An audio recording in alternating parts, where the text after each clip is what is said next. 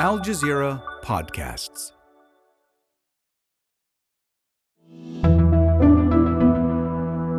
Today, the Olympics are nearing the finish line. The hits and misses in the games through the eyes of one sports journalist. I'm Malika Bilal, and this is The Take.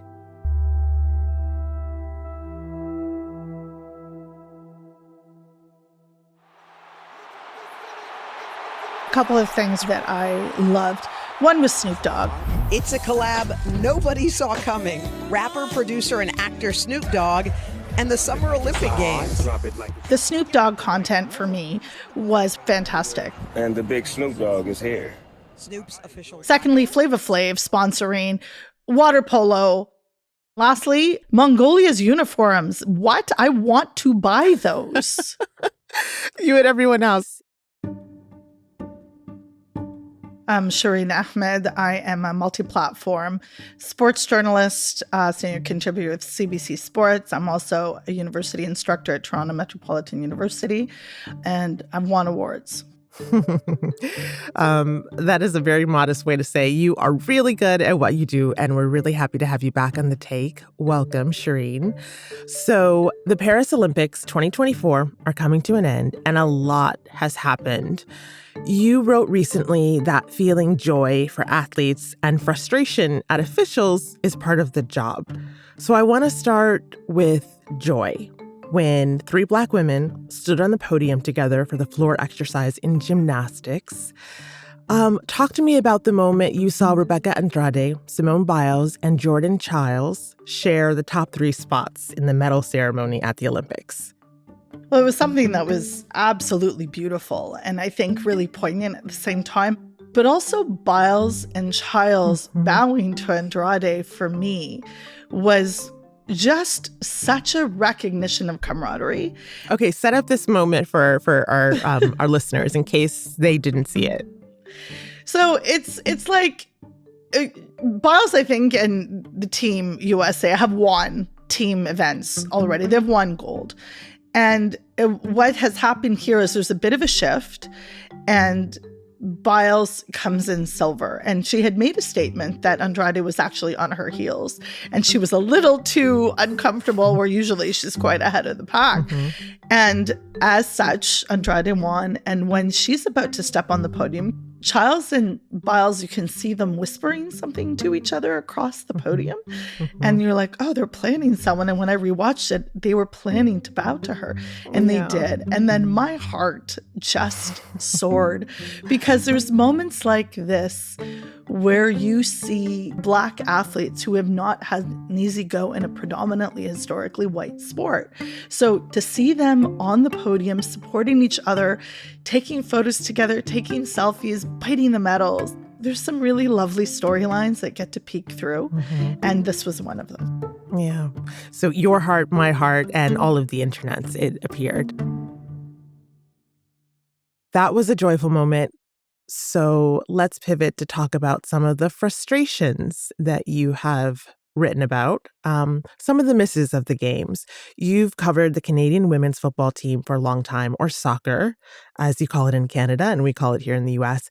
They were caught spying on their opponents with a drone. The scandal even has a name, DroneGate. So remind us what happened and what's the team's status now? So essentially, the team was knocked out after the group stages and the quarterfinals, and they lost to Germany. But before that, after their first match with New Zealand, Canada won. New Zealand had alleged that Canada was spying via drone. Caught red-handed. Canada's fingerprints all over a drone used to spy on the New Zealand women's football team just days before their opening Olympic clash. It's obviously a massive deal. And so what ended up happening was there was a decision that came down, and then in between that, former head coach Bev Priestman stepped away from the match. But under a very quick investigation, they found that 2 other staff members were guilty. Both were sent home immediately, and so was Bev Priestman. there's a couple moments in sports history in Canada, like that have rallied the nation, you could say. One was Phil Esposito, a hockey player in 1972. One was Wayne Gretzky in 2002 at the Olympics when he was coaching. And then one was Vanessa Gilles, 2024, where she said, we hadn't slept, we hadn't eaten, we've been crying. Wow. And which are not optimal training conditions for the defending gold medalists. But they got through it. They beat France, which, to be very honest with you, was very unexpected, particularly under these conditions. Then they went and beat Colombia and advanced, which was it became another thing in itself, another arc in this story. And I had a parent of one of the players in my DMs in Twitter and just, letting them get off some steam about what was happening and said, you see, this is what they wanted to do for Canada. And I was like, again, that one of the parents of the players. Yeah. Oh, wow.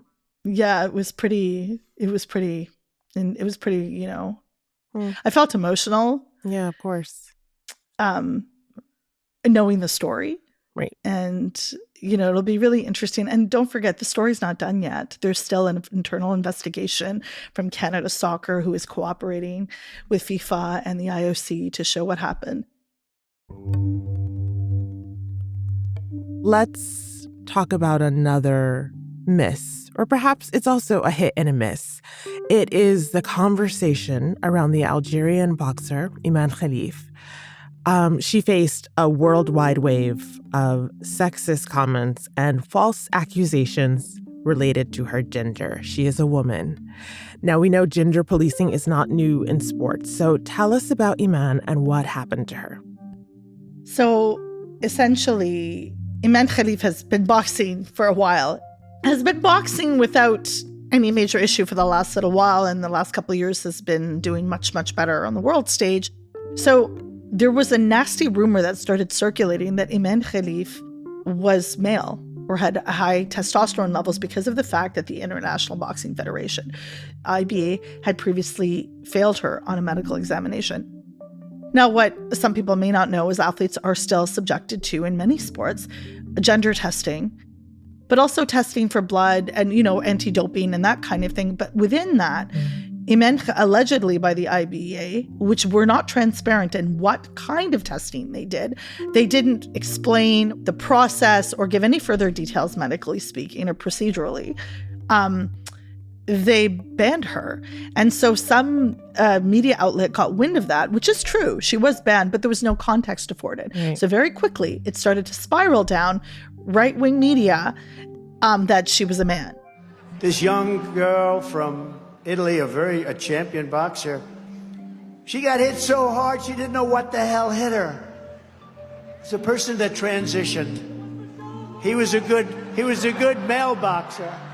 And so all the women and transphobic people jumped on board and accused her, like Elon Musk, J.K. Rowling, the usual suspects, of being a man, and then framed it as, oh, she's going to beat up women. That's really terrible. Like, no one's arguing that gender-based violence is terrible, but that's not what's happening here.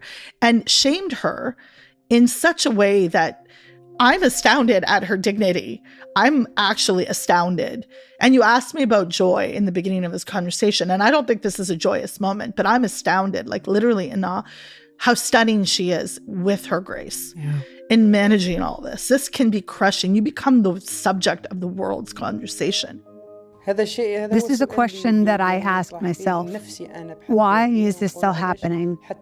I don't know. I came here to focus on my goal, which is the Olympics. I am so glad she had people around her to support her in that moment. So it just, de-escalated into this awful rhetoric about her body. And her father at one point is online showing a video going through her birth certificate and, speaking Arabic, and she's Algerian, so they speak French and Arabic, but he was speaking Arabic. And I remember listening and, while my Arabic is minimal, I understand binte, which means daughter. And he kept saying binte, binte. He's like reading it.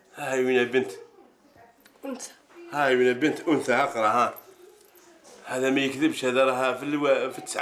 I'm like, what a parent would have to go through to do this? This is like humiliating and completely unnecessary. So then I saw a bit of a turn. Maybe it's my bubble of social media, but people really started to defend her in incredible ways that when's the last time I've seen anyone from the US defend an Algerian boxer? Like a Muslim, brown, North African, come on. Yeah. So that was good. And the one joy, if there is one in this, is that Iman Khalif won her semifinal match on Tuesday, advancing to the gold medal match. Unanimous 5-0 on the judges' scorecards for Khalif. So in the face of all of this, which your average person would not be able to handle with such grace, she's going on to compete for the gold. Yeah, which is wild because it's the first gold for Algeria in boxing, in women's boxing, which is formidable. And it's just, and then, you know, Iman Khalif, to her credit, is going online talking about bullying and cyberbullying and taking the moment to turn it into a learning, you know, moment. I'd like to send a message to all the people of the world that they should be compassionate towards each other. I think the other thing for me that this underlines is the concept, the zero-centric concepts of beauty. Like, she's beautiful, and we talked about hammer throw earlier, and those athletes are untraditionally, I'll use that in quotation, air quotes, beautiful. They're stunning. Their athleticism is stunning. To watch Iman Khalif like move, you know, the timing, the momentum, to me, it's beautiful. And, you know, the world's not ready for her power. Well, that's a problem for the world, not for her. So you're right. There's joy that can be extracted, and, you know, we have to go through darkness to see moments of light. That this darkness was pretty particularly icky. After the break, rating Paris as the host city and asking what's swimming in the Seine.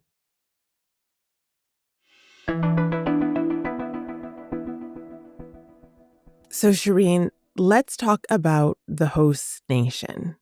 What makes the Paris Olympics so special for many people is about where it happened, in the shadow of the Eiffel Tower and along these iconic settings.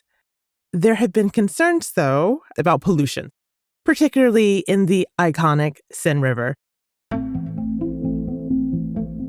You tweeted about the Olympics organizers canceling the training for open water swimming after E. coli was found. The French authorities said the river water was safe. French sports minister Amélie Oudéa-Castéra took a dip in the Seine in a bid to reassure the public of the water quality. I'm confident that we'll be ready tomorrow for the men's triathlon. You crossed the finish line, and unfortunately, it all came out. And in fact, I think you've thrown up 10 times after the race. Is that accurate? Pretty close, yeah. Jeez Louise. It's so what happened? It's gross. Like, even when before the Olympics started, you see the mayor of Paris getting into the water, and like you're like, ugh. Just, you know, that meme, ugh, brother, ugh. It's literally that. Like, it's, and we don't know the effects of what swimming in that water will do to athletes afterwards. You know, the triathlon is a very intense swim to begin with. And then you see people afterwards, just from the exertion, they're vomiting just because of that's what athletes do when they're pushed to that limit. My husband made this comment, there must be another lake in France where they can go. I mean, if they're surfing in Tahiti, I'm sure they can find another location. The look on your face really says it all about what so many people online, at least, are thinking when it comes to the prospect of having to swim in the Seine. So I wanted to get your thoughts just on the host nation as a whole, because the pollution is one thing, but where this event is being held and who is holding it, there's always a lot of scrutiny on that host nation. How are you scrutinizing France? So I have been scrutinizing France for a very, very long time, since my work on hijab bans. And everything I do will come back to this because it speaks to the country as a host nation. But sports is a microcosm of society. How you include marginalized groups in sport is how you treat them in wider society. And when I think of host nation, you think of host. You think of generosity and openness, right? But that's exactly the opposite. So France was not able to ban hijab at the Olympics because you can't do that. It's literally against the Olympic Charter. So they decided to ban their own athletes, which is wild to me that one would do that. But it's also very French, to be honest. Like, if you want to talk about gold medals, France is at top of the podium for anti-Muslim xenophobia and anti-hijab rhetoric. They are at the top of the podium. They are current world champions, forever champions on how bad they treat and their Muslim women. And if you look at France's national soccer team, for example, there's a lot of North and West Africans on that team from those communities. And hijab would never, even if they wanted to, it would never be an option for them because they would have to choose. What I find really difficult about this secularism, they talk about laïcité, which is translated to secularism, is that after the opening ceremonies, there was a lot of prominent Christian advocates spoke out about how upsetting it was and insulting it was. So the organizers of the Olympics actually apologized. So I'm like, wait a minute, if we're secular, you shouldn't care and it shouldn't matter. But you're going to apologize to one particular religious community, but stay banning another religious community. So there's no consistency on how this concept of secularism is applied. It's wild. It's one of the great injustices of sports, and people don't know about it.